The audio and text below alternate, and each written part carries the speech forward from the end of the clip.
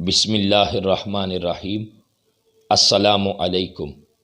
جو فطرانہ ہم ادا کرتے ہیں وہ ادا کرنا کیوں ضروری ہے، اور اگر کسی مسلمان نے فطرانہ ادا نہیں کیا جو صاحب نصاب تھا تو اس کے بارے میں کیا حکم ہے؟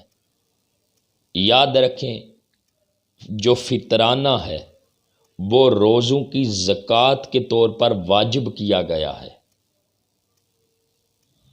حضرت انس رضی اللہ تعالیٰ عنہ سے روایت ہے، اللہ کے پیارے نبی صلی اللہ علیہ وسلم نے فرمایا، جو مسلمان فطرانہ ادا نہیں کرتا اس کے روزے زمین اور آسمان کے درمیان لٹکے رہتے ہیں، معلق ہو جاتے ہیں، یہاں تک کہ جب وہ فطرانہ ادا کرتا ہے تو اس کے روزوں کو 2 سبز پر عطا کیے جاتے ہیں جن کے ساتھ وہ پرواز کرتے ہوئے آسمانوں تک پہنچ جاتے ہیں، اور پھر عرش معلیٰ کے ساتھ معلق قندیلوں میں سے ایک قندیل میں اس کے روزوں کو رکھ دیا جاتا ہے، یہاں تک کہ جب وہ روزے دار آخرت میں جائے گا تو اپنے اعمال کو، اپنے روزوں کو وہ محفوظ پائے گا۔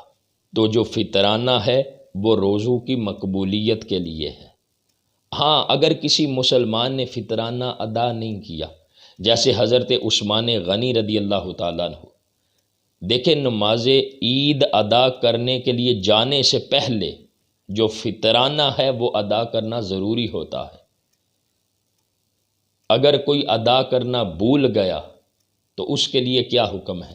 حضرت عثمان غنی رضی اللہ تعالیٰ عنہ، آپ ایک مرتبہ فطرانہ ادا کرنا بھول گئے، نماز عید ادا کر لی۔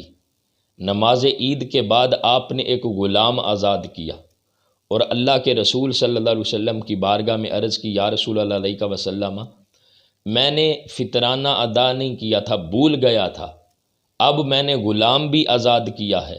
تو اللہ کے پیارے محبوب صلی اللہ علیہ وسلم نے فرمایا، جو فطرانہ ادا کرنے کا ثواب نماز عید سے پہلے ملنا تھا وہ اب بعد میں اس طرح آپ کو اجر اور ثواب نہیں ملے گا۔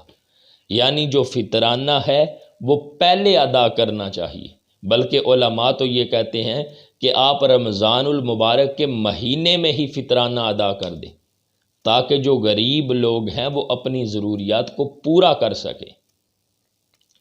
تو اگر کسی نے فطرانہ ادا نہیں کیا جس پر واجب تھا، جو صاحب نصاب تھا، تو اس کے ذمے سے ساقط نہیں ہو جاتا، اس کو چاہیے کہ بعد میں ادا کر لے، لیکن پہلے ادا کرنا ضروری ہے۔ جو بھول گیا وہ بعد میں بھی ادا کرے گا، اس کے ذمے سے ساقط نہیں ہوگا۔ اور فطرانہ ہم کیوں ادا کرتے ہیں؟ کسی سے پوچھا گیا کہ نماز کے اندر جو ہم ایک رکوع کرتے ہیں، 2 سجدے کرتے ہیں، اس میں حکمت کیا ہے؟ تو آگے سے جواب یہ ملا کہ جو رکوع ہے وہ عبادت ہے، اور عبادت کا دعویٰ ہے، اور دعوے کے لیے دلیل اور گواہ ہوتے ہیں، تو جو 2 سجدے کرتے ہیں وہ اس عبادت کے گواہ ہیں۔ اسی طرح جو مسلمان روزے رکھتے ہیں، جو فطرانہ ادا کرتے ہیں، روزہ عبادت ہے، تو اس عبادت کی قبولیت کے لیے جو گواہ بنتا ہے وہ فطرانہ ہے۔